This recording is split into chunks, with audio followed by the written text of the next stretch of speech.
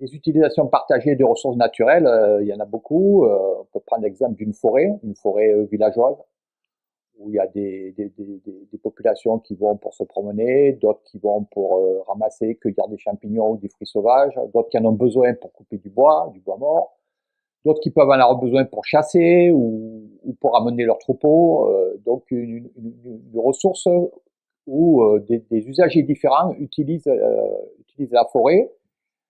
Donc une forêt qui appartient à tout le monde, ou du coup on peut dire à personne, et pourtant donc ça peut entraîner des comportements de surexploitation, des compétitions, puisqu'on considère que c'est pour personne, que personne n'en est responsable.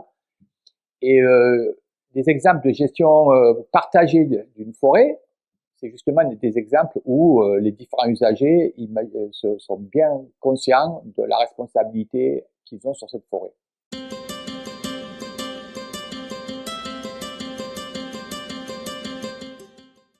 Alors une utilisation partagée d'une ressource naturelle, d'une forêt, ça peut avoir des inconvénients, puisque, comme je viens de dire, ça peut entraîner des compétitions, une non-responsabilisation, mais si les différents usagers sont responsabilisés dans la gestion de la forêt, ça peut avoir beaucoup d'avantages.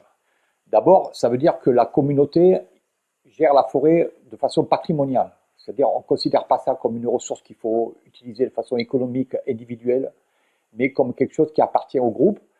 Et donc, on l'utilise en se projetant sur le groupe. C'est pas que le groupe d'aujourd'hui, c'est les générations de demain.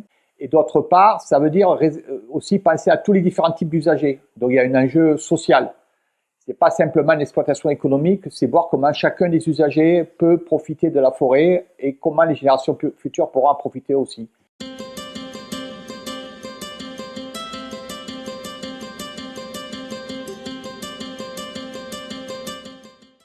Alors ce type de gestion partagée des ressources, les scientifiques lui ont donné un nom, même si ça existe depuis des siècles, ils appellent ça une approche en commun, les communs. Il y a même eu un prix Nobel qui a travaillé là-dessus. Et en fait, les communs, ça implique une vision, une relation différente entre les gens et l'environnement. Puisque, comme je l'ai dit, c'est pas juste on ne considère pas l'environnement comme une ressource. D'ailleurs, le mot ressource ne va pas trop dans ce cas-là, mais comme un système duquel on fait partie, et donc ça demande à changer nos relations à la ressource et nos relations aux autres usagers. C'est une vision différente des relations entre société et environnement, si on peut le dire.